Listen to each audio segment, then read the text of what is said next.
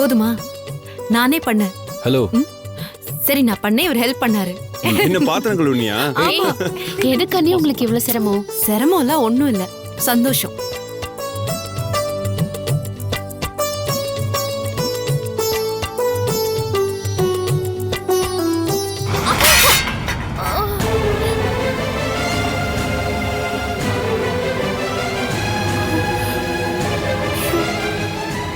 அண்ணா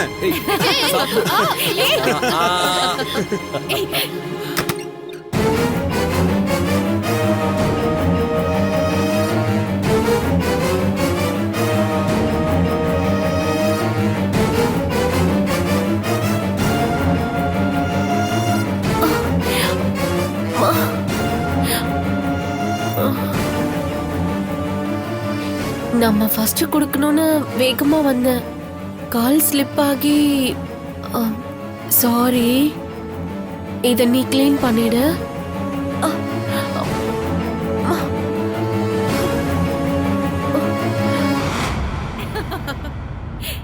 சாப்பிடு. அண்ணி எதுக்கு அண்ணி ஏன் இதெல்லாம் பண்ணீங்க? இதெல்லாம் சம்பிரதாயத்துக்கு மட்டும் இல்ல, சந்தோஷத்துக்காகவும் தான்.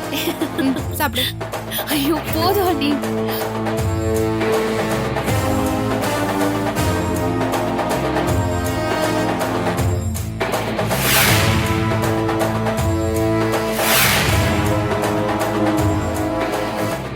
எனக்கு முன்னாடி இனிப்பை கொடுத்துட்டேன்னு நீ துள்ளாத. கூடிய சீக்கிரம் அவங்க எல்லாருக்கும் நீ கசந்து போற மாதிரி பண்ற.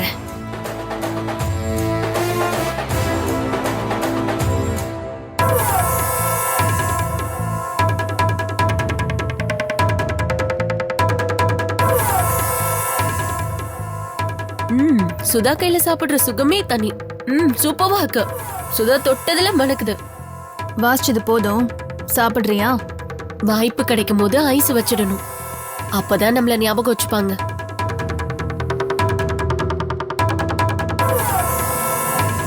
இன்னொன்னு வை.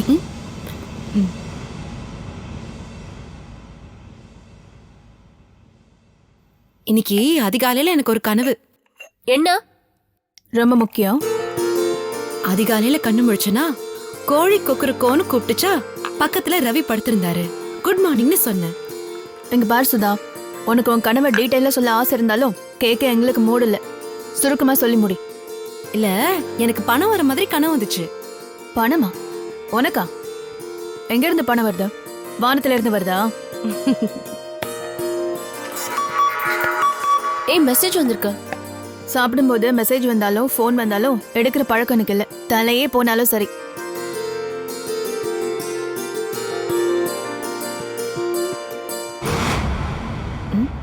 என்னாச்சு?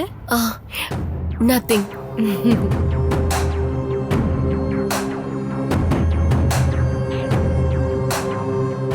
பூர்ணா, ஒரு சேட் நியூஸ்.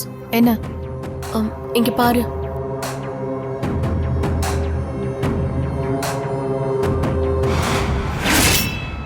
யார் இந்த கோதண்டராமன்? எப்படி உன் அக்கௌண்ட்ல இருந்து பணம் ஒரு அக்கௌண்ட்டுக்கு டிரான்ஸ்ஃபர் ஆயிருக்கு? பேங்க்குக்கு போன் பண்ணி என்னோட அக்கௌண்ட்ல இருந்து கோதண்டராமன் ஒருத்தன் கோல்மால் பண்ணி பணத்தை திருடிட்டதா கம்ப்ளைண்ட் கொடுக்க போறேன். யாரு இந்த கோதண்டராமன்? நம்ம ரெட்டி சார் தான். அவர் பேரு கோதண்டராம ரெட்டி. செக் கிளியர் ஆயிடுச்சு போல இருக்கு. அதான் மெசேஜ் வந்திருக்கு. ரெட்டிக்கு 10 லட்சம் ரூபாய் செக் நான் கொடுக்கலையே. நான் கொடுத்தனே. ஒளராத. நீ கொடுத்தது உன்னோட செக். நான் உன்னோட செக் தானே கொடுத்தேன்.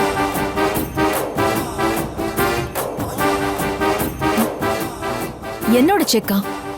என்னோட செக்க கொடுத்து என்னோட பணத்தை ரெட்டிக்கு டிரான்ஸ்ஃபர் பண்ணிருக்கியா? எப்ப நடந்தது இந்த ஃபோர்ஜரி?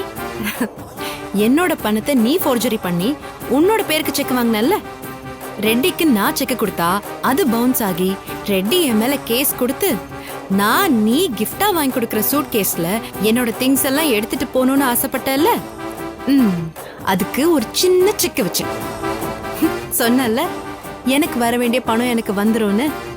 ஆண்டவன் கொடுக்க நினைக்கிறத மனுஷங்களால தடுக்க முடியாது. நான் இதை எதிர்பார்க்கல சுதா. அக்கா தங்கச்சிக்குள்ள யார் வாங்கினா என்ன, யார் கொடுத்தா என்ன, ஃபேமிலியில இதெல்லாம் சகஜம்பா. இது எப்படி நடந்ததுன்னு யோசிக்கிறியா? நீ இபி பில் கட்ட செக் கொடுத்தியே, ஞாபகம் இருக்கா? பூர்ணா, இன்னைக்கு இபி பில் கட்டணும், லாஸ்ட் டேட். காவ்யா கிட்ட சொல்லியிருந்த, அவன் மறந்துட்டாளாம். என்கிட்ட பணம் இல்ல சுதா. செக்கா கொடுக்கலாம்ல. ஏன் ஓ செக்க கொடுக்க வேண்டியதானே? அதுக்கு வேற செலவு இருக்கு. அப்படி என்ன வேற செலவு? செலவு இருக்கு, அது இப்ப சொல்ல முடியாது. சொன்னா பிரச்சனை வரும். என்கிட்ட பிரச்சனை பண்றதே தான் உன் வேலையா? அப்படி நான் சொன்னனா நீயா ஏன் கற்பனை பண்ற? உனக்கு விருப்பம் இருந்தா செக்கு கொடு. அப்புறம் வீட்டு செலவுக்கு என்கிட்ட எதுவுமே கேட்கல, என்ன வீட்ல ஒரு ஆளா மதிக்கல அப்படி இப்படின்னு என்கிட்ட சண்டைக்கு வரக்கூடாது. நீ ஃப்ரீயா இருக்கும் போது வீட்ல என்ன செலவாகுதுன்னு வந்து பாரு. கணக்கெல்லாம் நான் நோட்ல எழுதி வச்சிருக்கேன். அப்புறம் என்ன எதுவுமே சொல்லக்கூடாது. ஷோ, இதுல சைன் பண்ண ஒரு செக் இருக்கு, எடுத்துக்கோ. ஆளு விடு.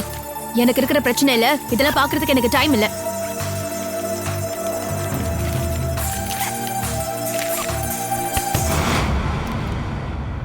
நீ மத்ததுக்கெல்லாம் நான் என்ன பண்றேன்னு பாக்குறல்ல. ஆமா, கண்டிப்பா நீ என்ன செய்யறன்னு நான் கவனிச்சுக்கிட்டே தான் இருப்பேன். நீ என் கண்காணிப்பு வளையத்துக்குள்ள தான் இருப்ப, எங்கேயும் போக முடியாது. நான் முதல்ல ரெட்டிக்கு என்னோட செக்கை தான் கொடுத்தேன். நீ கிரிமினல் வேலை பண்ணதும் வேற வழி இல்லாம மனசை தேத்திக்கிட்டு நான் கொடுத்த செக்கை வாங்கி நீ கொடுத்த பிளாங்க் செக்ல அமௌண்ட்டை ஃபில் பண்ணி கொடுத்துட்டேன். தயவு செஞ்சு இனிமே இந்த மாதிரி வேலையெல்லாம் என்ன பண்ண வச்சிடாது.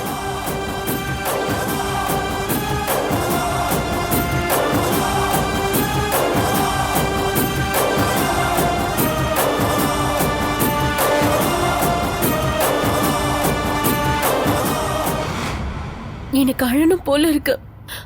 லக்கா வந்த பணம் இப்படி காணாம போயிடுச்சு. தோத்துட்டோமா? அவ ஜெயிக்கு இடம் கொடுத்துட்டோம். அடிக்கணும், அவளை திருப்பி அடிக்கணும். யோசிக்கலாம்.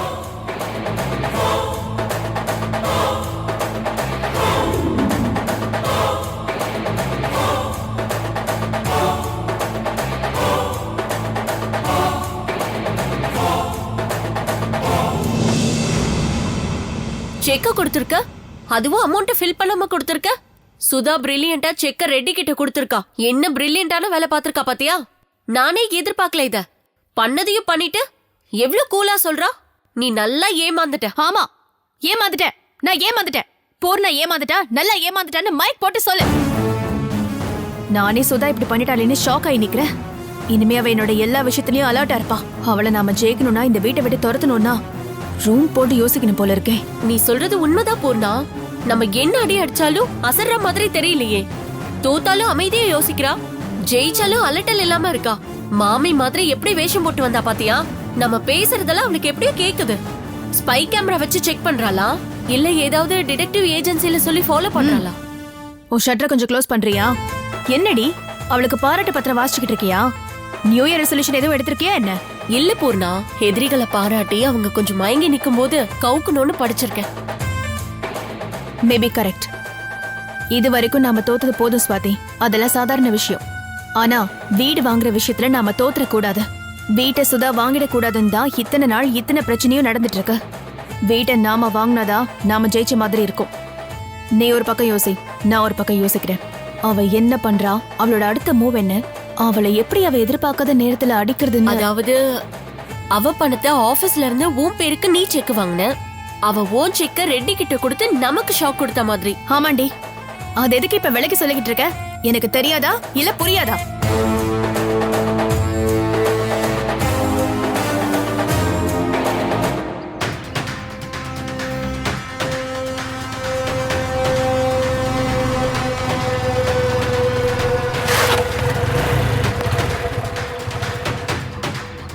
ஹெல்மெட் என்னாச்சு? அதான் நான் அன்னைக்கே சொன்னேனே, நான் எடுக்கல. நான் அதை நம்பல. சரி, நமக்குள்ள ஒரு மியூச்சுவல் அண்டர்ஸ்டாண்டிங் வரலாமா? மியூச்சுவல் அண்டர்ஸ்டாண்டிங்கா? What you mean? ஹலோ, வேற எதுவும் தப்பா யோசிக்காதீங்க. நான் பணம் தரேன், புது ஹெல்மெட் வாங்கிக்கோங்க. No chance. ஏன்? நான் உன் கையில இருந்து ஹெல்மெட் வாங்கினே தவிர ஹெல்மெட்டுக்கு பணம் வாங்க மாட்டேன். இது சத்தியம். My mummy promise. ரொம்ப சீன் போடாதீங்க. அப்ப என் கூட வந்து ஹெல்மெட் வாங்கி கொடுங்க. எப்படி வருது? பைக்ல தான். பைக்லயா? ஏன் பைக்ல வந்தா என்ன? பிரேக் போட்டு என்ன உங்க மேல விழ வைப்பீங்க? அதுக்காக பிரேக் பிடிக்காம வண்டி ஓட்ட முடியுமா என்ன? ஒரு ஐடியா. என்ன? நான் திரும்பி உட்காந்துக்கிறேன், ஓகேவா? எனக்கு ஓகே தான்.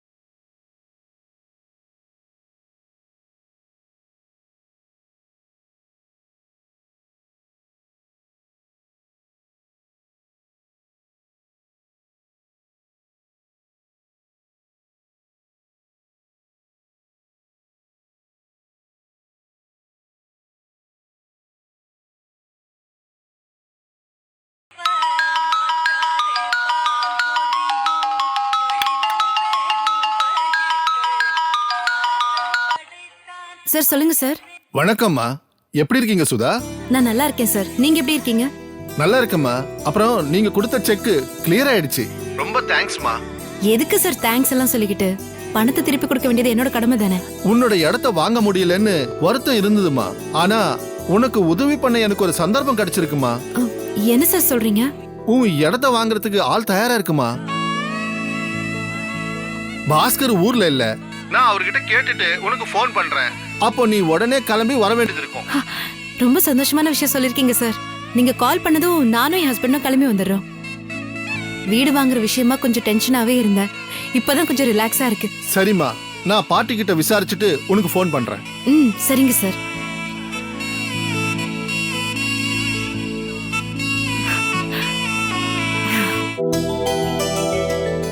ரவி, ஒரு குட் நியூஸ், ஒரு சந்தோஷமான விஷயம். இரு, புருஷன் பொண்டாட்டி தனியா இருக்கிறப்ப சந்தோஷமான விஷயத்த பொண்டாட்டி சொல்ல வரும்போது இப்படி தள்ளி உட்கார்ந்தா சொல்லுவ? கிட்ட வந்து சொல்லு. அந்த சந்தோஷமான நீ விஷயம் அங்கிருந்து என்னன்னு பேசினா என் காது கேட்காது. உன் உதட அசைறது மட்டும்தான் தெரியுது. கீழே என்ன நடந்துச்சு தெரியுமா? உன் கை சும்மா தானே இருக்கு. என்னை கட்டி பிடிச்சிட்டே பேசலாம்ல. அப்படியே வந்த விஷயத்தையும் சொல்லலாமே.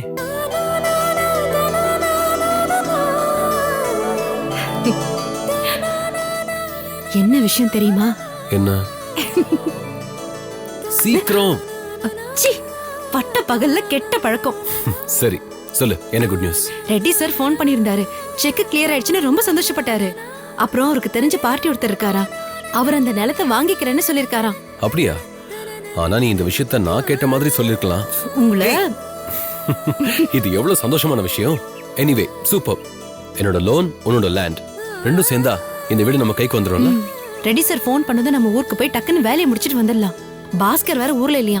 அவன் வரதுக்கு முன்னாடி ரெஜிஸ்ட்ரேஷன் முடிச்சிட்டு பணத்தை வாங்கிட்டு வந்துடுறது நல்லது. நான் ரெடி.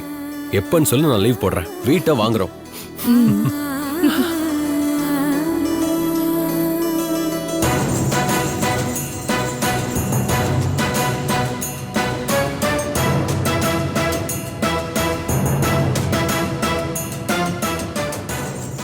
நல்ல வேளை அது நடக்கல.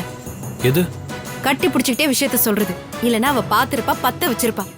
மத்தவங்களுக்காக நம்ம வாழக்கூடாது, நமக்காக தான் வாழணும்னு சொல்வியே. இந்த விஷயத்துல அந்த அட்வைஸ் எனக்கு பிடிக்கல.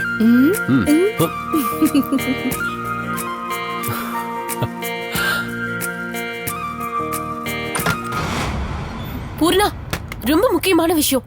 சுதாவோட இடத்த வாங்குறதுக்கு ரெட்டி பார்ட்டியை ரெடி பண்ணிட்டாராம்.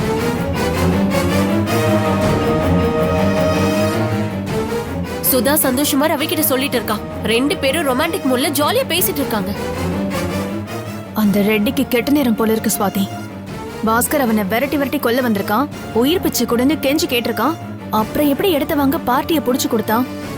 சுதா எப்படி ரெட்டியை மடக்கி தனக்கு ஹெல்ப் பண்ண வச்சான்னு தெரியலையே. நாம ஒரு பக்கம் யோசிச்சா சுதா நம்ம யோசிக்காத பக்கத்துல இருந்து நமக்கு பிரச்சனையா கொண்டு வந்துட்டு இருக்கா.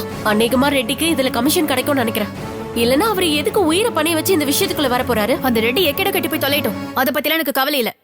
அவன் பார்ட்டியை புடிச்சிருக்கான். அந்த பார்ட்டி சுதாவோட இடத்த வாங்கிடுவான். இடத்த வித்துட்டா சுதா வீட்டை வாங்கிடுவா. நாம செய்ய வேண்டிய முக்கியமான வேலை என்னன்னா அந்த சுதாவை இடத்த விற்க விடாம பாத்துக்கணும். நாம என்ன பண்ண முடியும் பூர்ணா?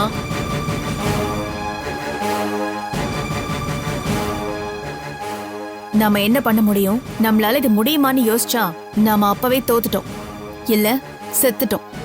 நான் இது ரெண்டையும் விரும்பல. நான் ஜெயிக்க விரும்புறேன். போய் ஓரமா உட்காந்து என்ன செய்யலான்னு யோசி. எப்ப சுதா ஊருக்கு போறா?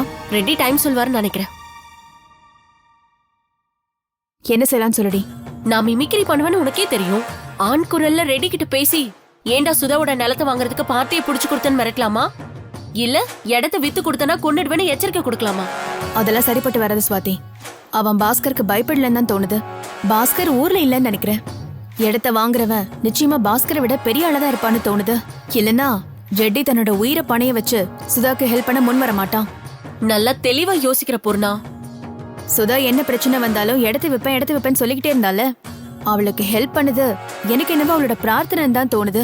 ரெட்டி பார்ட்டியை புடிச்சு கொடுத்தது காரணம் சுதா சாமி கும்பிட்டது தானே சொல்ல வரியா? ஆமா, நாம அன்னைக்கு டிவியில பார்த்த அந்த ஜோசியரை இன்னைக்கு நேர்ல பாக்கணும். அந்த ஆள் நமக்கு வீடு வாங்குற யோகம் இருக்குன்னு சொன்னான். சுதாவுக்கும் இருக்குன்னு சொன்னான். ரெண்டு பேருக்கும் நேரம் நல்லா இருந்தா யாருக்கு ரொம்ப ரொம்ப நேரம் நல்லா இருக்குன்னு பாக்கணும். அவளுக்கு நம்மளை விட சான்ஸ் அதிகமா இருந்தா அதை எப்படி தடுக்கிறதுன்னு நம்ம கிட்ட அவனால சொல்ல முடியும். வீடு வாங்கணும்னு அவளுக்கு விதி இருந்தா அந்த விதியை நம்ம மதியால வெல்லணும். எனக்கு புரியுது. நான் அந்த ஜோசியரை பார்க்க உடனே ஏற்பாடு பண்றேன். ம்.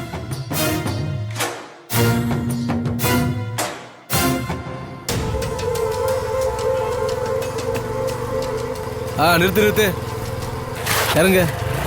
லைசன்ஸ் எடு. கீழே இறங்க. ஐயோ போய் பாரு. போ வண்டியை ஓரம் விடு. போ போ போ.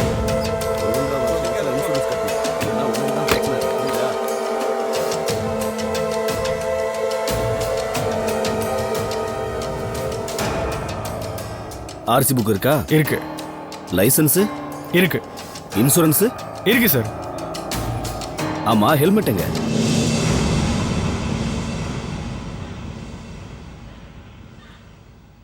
கடையில் இருக்கு சார். கடையில் இருக்கா? அதை வாங்க தான் சார் போயிட்டு இருக்கோம். எல்லாரும் இப்படிதான் சொல்லிட்டு இருக்கீங்க சார். சத்தியமா சொல்றேன், இவங்க எனக்கு ஹெல்மெட் வாங்கி கொடுக்க தான் கூட வராங்க.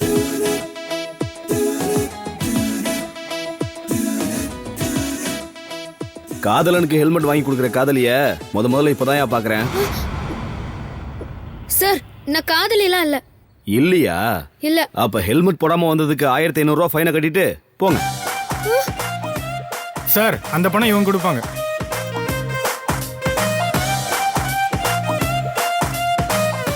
என்னம்மா, குடுக்குறியா இல்ல கேஸ் ஃபைல் பண்ணட்டுமா?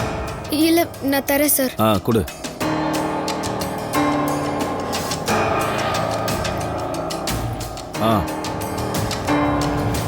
போங்க. அப்போ என் ஹெல்மெட்டு? பணம் இல்லையே. நான் ஒரு 1500 லோன் தரேன். ஃபர்ஸ்ட் ஹெல்மெட் வாங்கிக்கலாம், அதுக்கப்புறம் திருப்பி கொடுங்க.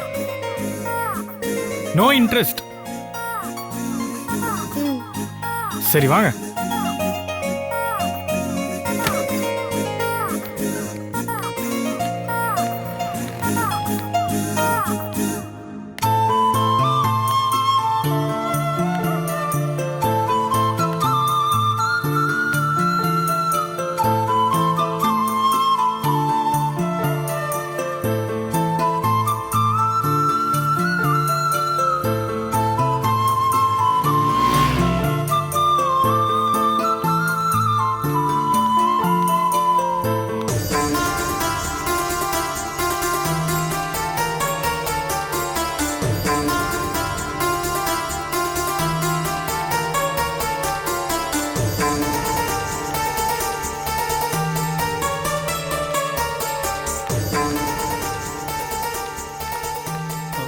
ஐஷு, ஐஷு கொஞ்சம் நில்லு.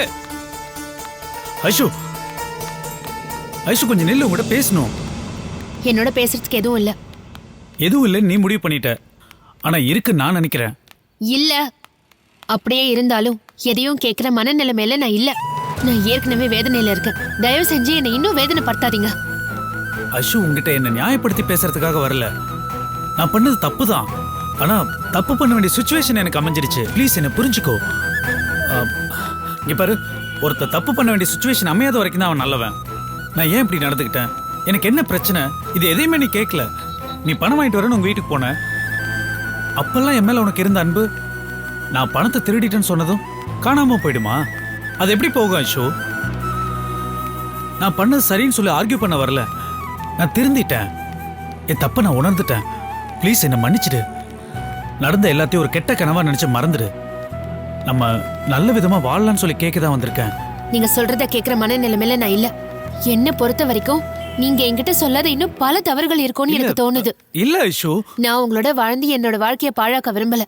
நீங்க இல்லாத வாழ்க்கைய பத்தி நான் யோசிக்க ஆரம்பிச்சிட்டேன். நீங்களும் பெட்டர் நான் இல்லாத வாழ்க்கைய பத்தி யோசிக்க ஆரம்பிக்கிறது நல்லது. அதை விட்டுட்டு நான் போற வழியில எல்லாம் நிக்கிறது, என் கூட பேச முயற்சி பண்றது, இதெல்லாம் எனக்கு சுத்தமா பிடிக்கல. என்னை கோவப்படுத்தாதீங்க ப்ளீஸ். நான் நிம்மதியை தேடி கோயிலுக்கு போயிட்டு இருக்கேன். தயவு செஞ்சு அதை கெடுத்துடாதீங்க ப்ளீஸ். இல்ல ஐஷு, ஐஷு, ஐஷு.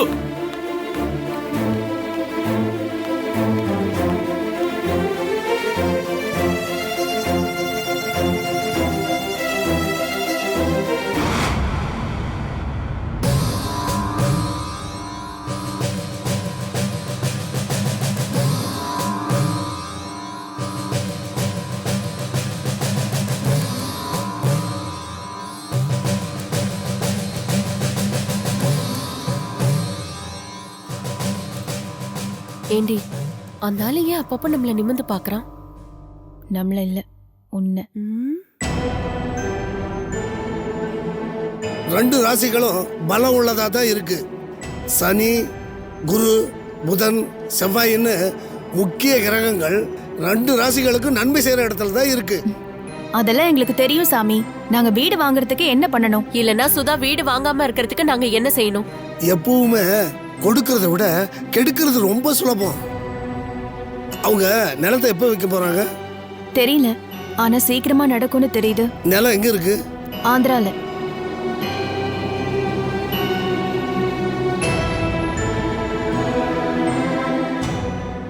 நடந்துரும் போல இருக்கு. நோ, நடக்க கூடாது. அதுக்காக தான் நான் உங்களை தேடி வந்திருக்கேன். எவ்வளவு செலவானாலும் பரவாயில்ல, அந்த சுதாவை எடுத்து வைக்க விடாம தடுக்கணும். நீங்க தான் தடுக்கணும். எப்படி? கிரக நிலை அவங்களுக்கு நாளை சூரிய அஸ்தமனம் ஆற வரைக்கும் ரொம்ப பலமா இருக்கு. அவங்க மன அளவுல, உடல் அளவுல, ஜாதக அமைப்புல அவங்க ரொம்ப பலமா இருக்காங்க. அதை உங்களால உடைக்க முடிஞ்சா அவங்கள அடக்கி சூரிய அஸ்தமனம் ஆகிறதுக்குள்ள நிலத்தை விற்க போகாம இருக்க ஏதாவது நீங்க செஞ்சு தடுத்தா அவங்களால அந்த நிலத்தை விற்கவே முடியாது. என்ன செய்யலாம்னு யோசிங்க.